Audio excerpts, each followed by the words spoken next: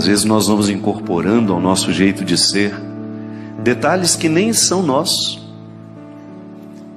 E de repente a gente vai fazendo a nossa vida, a gente vai construindo os nossos dias a partir de expectativas que são dos outros. Eu tenho muito cuidado com isso, comigo. Sobretudo por ser uma pessoa muito pública. E você, diante da publicidade que você tem, você não precisa ficar pensando que sua vida é diferente de mim, não. Mesmo você não aparecendo na televisão e não tendo muita gente prestando atenção na sua vida, se bem que as redes sociais todo mundo presta atenção o tempo todo, né? Acabou a vida privada. Mas é impressionante como às vezes nós passamos a ser vítimas e reféns daquilo que os outros imaginam de nós. É muito triste quando você percebe que você está pautando a sua verdade pessoal a partir das expectativas dos outros. Isso pode acontecer dentro do casamento. Muitas vezes uma pessoa pode abrir mão de ser quem ela é, porque ela vive para poder cumprir as expectativas que o outro alimentou. Por isso que o namoro precisa ser um tempo de muitas decepções. Porque o que é a decepção? É aquele momento em que você percebe que o outro não é aquilo que você imaginou. Eu acho profundamente libertador quando alguém fala: Padre Fábio, eu estou tão decepcionada. Que bom, minha filha. Então agora podemos ser amigos de verdade. Porque antes o outro pode ter me imaginado demais. No amor é assim, a mesma coisa. Volto a dizer, você nas instâncias que são suas, eu não sei o tanto que você é conhecido na sua cidade, no seu bairro, na sua rua, mas você é conhecido de alguns. E você corre o risco de guardar e de manter coisas na sua personalidade que nem pertencem a você, que foram colocados por outros.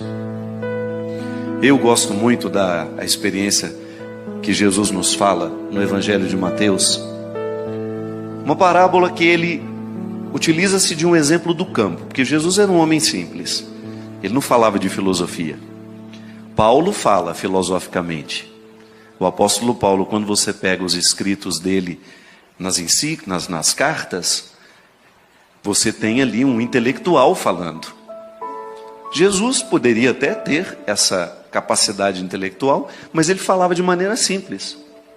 Porque a missão de Paulo é diferente da missão de Jesus. Paulo tem o grande objetivo de tornar Jesus conhecido no meio daqueles que não acreditavam. Então ele precisava das rebuscações, intelectuais para poder para convencer aqueles que estavam ouvindo, para que pudesse dar a ele uma credibilidade. Jesus é muito direto. Ele fala de maneira muito simples, porque o grande desejo dele é tocar e transformar o coração de quem o escuta. Então você vai ver em muitos momentos Jesus utilizando-se de exemplos da vida do campo, porque ele falava com lavradores, ele falava com pescadores, e essas pessoas só podiam entender se ele falasse assim, com essa simplicidade. Mas essa simplicidade é de uma profundidade que ainda hoje continua nos falando. Deus nos fala com a voz que a gente sabe ouvir. Ele não vai falar com você a partir de uma linguagem que lhe é diferente, não. Sempre que Deus quer falar comigo, Ele fala a partir da linguagem que eu entendo. Ele vai utilizar-se de todos os recursos que são próprios da minha alma. Então, se você gosta de arte, é natural que Deus vá se revelar de maneira muito especial a você através da arte. Se você é muito religioso, Deus vai ter facilidade de se manifestar na sua vida através da religião. É por isso que a gente precisa ter muita paciência com aqueles que não vivem igual a gente, que não escutam a mesma voz que nós escutamos. Fica tranquilo, mais cedo ou mais tarde Deus falará com aquela pessoa com a linguagem que ela sabe ouvir. Porque o grande desejo de Deus é comunicar-se a todos nós. Você como pai, você não precisa falar linguagens diferentes lá na sua casa? Você como mãe, tem 5 filhos, dá para falar igual com todo mundo? Não. Seria uma tolice da sua parte querer falar com todos os seus filhos utilizando-se da mesma linguagem. Você fala de um jeito que o seu filho, aquele específico, entenda. Porque é seu desejo comunicar-se. Por isso que é bom a gente observar o outro. Porque lá você vai com um jeitinho que vai facilitar a palavra cair no coração dele. Quando eu falo a palavra, é o dia a dia. Não estou falando só da palavra de Deus, não. Às vezes você precisa dar um conselho para uma pessoa, você sabe que aquela pessoa está necessitada daquele conselho, mas se você chegar com os recursos errados, como diz a própria palavra, Sagrada Escritura, é jogar pérolas aos porcos. Não que o outro seja um porco. Não. É que às vezes o espaço, a maneira como nós escolhemos fazer é porca. É precioso o que eu preciso dizer, mas se eu digo com arrogância, você nem presta atenção no que eu estou dizendo, não? Eu particularmente tenho muita dificuldade de prestar atenção num arrogante. Pode estar falando a coisa mais verdadeira do mundo, aquilo não me toca. Essa semana eu estava lendo a entrevista que a Adélia Prado deu ao jornal O Globo. Não sei se alguém aqui teve a oportunidade de ler. Se não, dá uma pesquisada na internet. A simplicidade com que aquela mulher faz uma leitura do Brasil a mim comoveu, porque ela disse que a tragédia de Mariana, aquela lama toda, é a expressão de uma lama maior. E ela falou que ela tem medo dessa lama. Aquela tragédia expressa outras tragédias nossas. Uma mulher simples, extremamente sábia, intelectual, mas que fala com a gente de uma maneira tão direta que é impossível a gente não ficar tocado e, mais que isso, modificado por aquilo que o outro disse para nós. Esse é o empenho de Jesus, minha gente. Tocar o coração do outro para que ele seja modificado por essa palavra que sempre quer o nosso bem.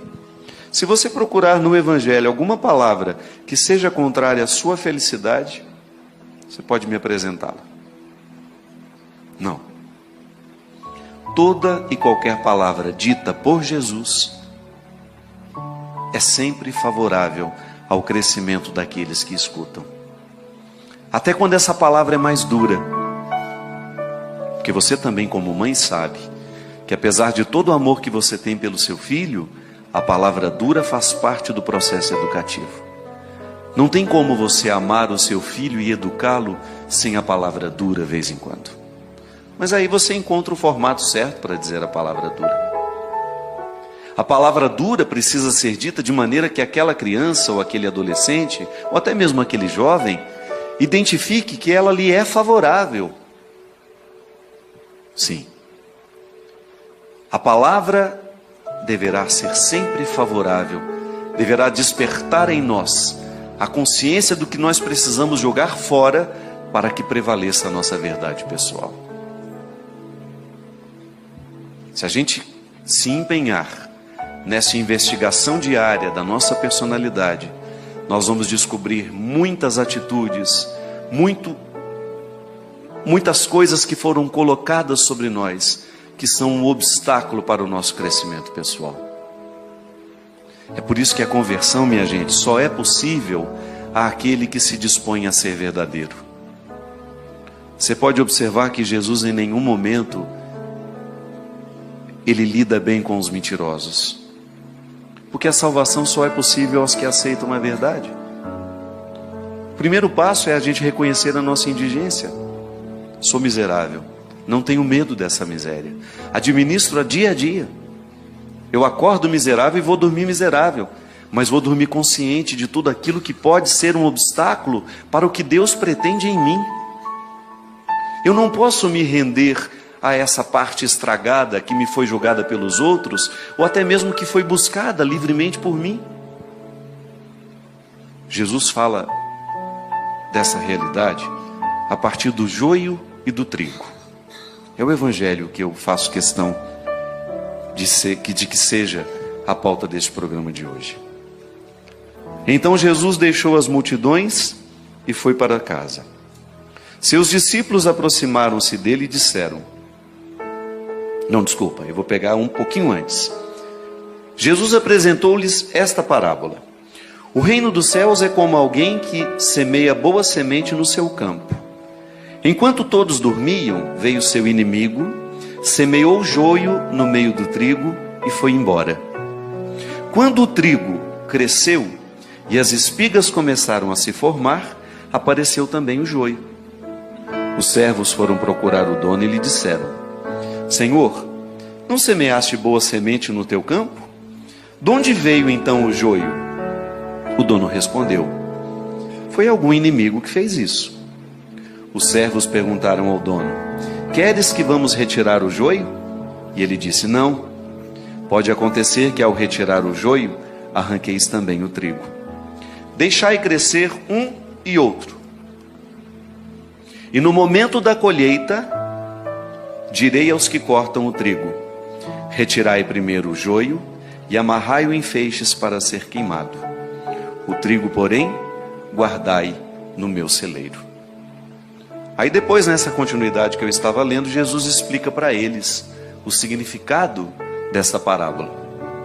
Ele voltou para casa, como eu tinha dito, os discípulos aproximaram e perguntaram a ele: Senhor, o que o Senhor quis dizer com aquela parábola do joio? Ele respondeu: Aquele que semeia a boa semente é o Filho do Homem. O campo é o mundo. A boa semente só são os que pertencem ao reino. O joio são os que pertencem ao maligno. O inimigo que semeou o joio é o diabo, e a colheita é o fim dos tempos. Os que cortam o trigo são os anjos. Como o joio é retirado e queimado no fogo, assim também acontecerá no fim dos tempos. O Filho do Homem enviará seus anjos, e eles retirarão do seu reino toda causa de pecado e os que praticam o mal. Depois serão jogados na fornalha de fogo. Ali haverá choro e ranger de dentes. Então os justos brilharão como o sol no reino de seu Pai. Quem tem ouvidos, ouça. Como nós temos, a gente ouve, né? Eu sempre gosto de pensar que o fim dos tempos para nós é hoje. Eu tenho todo o direito de acreditar as minhas esperanças escatológicas. Bonito isso. Eu pensar que eu viverei um juízo final. Ótimo. Mas eu preciso fazer diariamente a experiência da volta do Filho do Homem na minha vida. O verdadeiro cristianismo consiste em nós vivermos diariamente este impacto da palavra de Deus em nós. Não posso esperar para o futuro, minha gente. Ou eu vivo esse encontro final com o Senhor hoje, ou eu vou sempre adiando as minhas transformações. Porque o meu cristianismo, quando levado a sério, ele me coloca na pauta do dia tudo aquilo que em mim precisa ser comparado com ele. Eu não posso negligenciar a minha oportunidade de ser parecido com Jesus. Você já me ouviu falar muitas vezes isso. Eu gosto de mudar um pouco essa chave, para a gente ressignificar a nossa pertença religiosa. A religião não deve ser uma obrigação para nós. Eu sei que você cresceu aprendendo que era obrigação ir à missa, confessar-se uma vez por ano. Eu sei que você cresceu aprendendo que o jejum é obrigação. Tudo foi obrigação na nossa vida, quando o assunto era religião. Esqueça isso. Apague isso. Cada vez que eu vou participar da Eucaristia, eu estou manifestando publicamente o meu direito de receber a vida de Cristo em mim. Não é porque eu sou obrigado a ir, não. Obrigação é um conceito muito frágil para ser sustentado nos dias de hoje, onde as pessoas têm tanta consciência de liberdade. Isso pode ter funcionado no tempo dos nossos avós, que subjugavam a vontade de seus pais, de seus superiores. Não, quanto mais livre vai se tornando uma pessoa, menor é a sua necessidade de obrigações. Quanto mais livre o coração se torna, menos você quer obrigações, você quer direitos. É igual a cidadania. Eu não jogo lixo na rua porque alguém está me observando e depois vai me punir. Não, não é por isso não. é porque eu tenho consciência que eu sou cuidador daquele lugar e eu tenho o direito de que ele permaneça limpo. Modifica, é uma chave que modifica dentro de nós. Eu quero ser parecido com Jesus. Quero sim, no meu modo de pensar, no meu modo de agir, no meu modo de ser, no meu modo de falar. Porque eu já concluí, a vida me fez concluir, que quanto mais parecido eu sou com Ele, quanto mais eu faço as escolhas que Ele fez, quanto mais eu penso como Ele pensou, maior é a oportunidade que eu tenho de potencializar aquilo que Deus me deu humanamente falando. Aí a gente ganha, você ganha, eu ganho. Por isso, cada vez que eu vou dormir sem ter feito o meu juízo final, que você pode chamar do que você quiser. Todo homem, toda mulher que leva a sério o seu cristianismo, precisa fazer o seu juízo final antes de dormir. Como foi que eu vivi hoje? Como foi que eu tratei as pessoas? O que eu escolhi hoje? O que eu vi? O que eu ouvi? Quais foram as escolhas que determinaram hoje o meu jeito de ser? Aí você está fazendo o que Jesus falou, dando uma olhada no campo da sua vida, na seara da sua vida, e identificando onde é que está o joio, que é aquilo que pode ser favorável ao seu crescimento humano, e onde... O joio não, né? Desculpe-me, é o contrário. Ainda bem que você estava atento e me olhou assim. Onde é que está o trigo? Tudo aquilo que é bom em você. Quantas pessoas semeiam trigo na sua vida? Hoje, por exemplo, muita gente pode ter semeado trigo na sua vida. Em mim, muitos. Um sorriso bonito que nos oferece é um trigo que cai no nosso canteiro. Uma palavra bonita que nos oferece. E quando eu falo bonita, comprometida, o bem. Um gesto de amor que uma pessoa faz, de delicadeza que uma pessoa faz com a gente na fila do banco. É joio? Não, é trigo. Aí você faz a leitura da seara e você pensa, hoje tudo isso foi semeado em mim para me tornar um campo fértil. É o reino de Deus crescendo em mim e em você através das nossas escolhas. Mas eu sei que também tem muito espírito de porco solto pelo mundo afora. E tem muita coisa ruim que cai o tempo todo sobre você. Uma fofoquinha que você vê no Facebook, você dá asas àquilo, aquilo te desagrada, te deixa chateado. Uma briguinha que aconteceu ali no Twitter e você levou aquilo a sério. Ou até mesmo uma fofoquinha que você fez, uma palavra maldosa que você soltou, uma palavra que você sabe que não edifica quem lê. Apenas por um mecanismo de carência, muitas vezes a gente faz. Nós semeamos joio nos outros e os outros semeiam joio em nós, é natural. Tem gente que tem a mão cheia de joio o tempo todo, porque está precisando se curar, está precisando ir para terapia, está precisando de um bom psicólogo, um bom terapeuta, um bom psiquiatra. Tem gente que faz estrago no mundo o tempo todo, semeando misérias. Mas nós não podemos admitir esse papel ser nosso. Cristão, não, a nossa postura deve ser outra.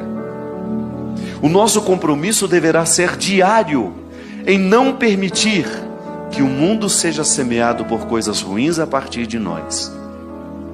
Então, minha gente, quando nessa canção a gente diz, nem tudo que sou é meu, é você ter coragem de jogar fora aquela mágoa, porque ela foi semeada por alguém que só tinha joio no coração. Não leve para a cama. Nem tudo aquilo que você se tornou é você. É preciso ter coragem de arrancar pela raiz. É preciso ter coragem, se for preciso, recomeçar a vida, mas a partir de uma verdade. Reunir o trigo que foi semeado em você, tudo aquilo de bom que você recebeu dos seus pais, dos seus amigos, das pessoas que passaram pela sua vida, porque até mesmo as pessoas que nos amam, ainda que não estejam conscientes disso, jogam joio no nosso processo humano. Quantas coisas eu precisei renunciar depois de grande, porque eu tomei consciência que aquilo não me fazia bem. detalhes da personalidade da minha mãe, do meu pai, dos meus irmãos, da própria influência que um familiar às vezes exerce sobre nós. Eu tenho certeza que aqui, e muita gente que nos assiste em casa, conhece pessoas que ficaram emperradas na vida por causa de relações doentias familiares. Porque não tiveram coragem de arrancar a raiz que até então lhe prejudicava de ser quem ela era. Essa parábola do joio e do trigo, ela deveria ser lembrada por todos os dias antes da gente dormir.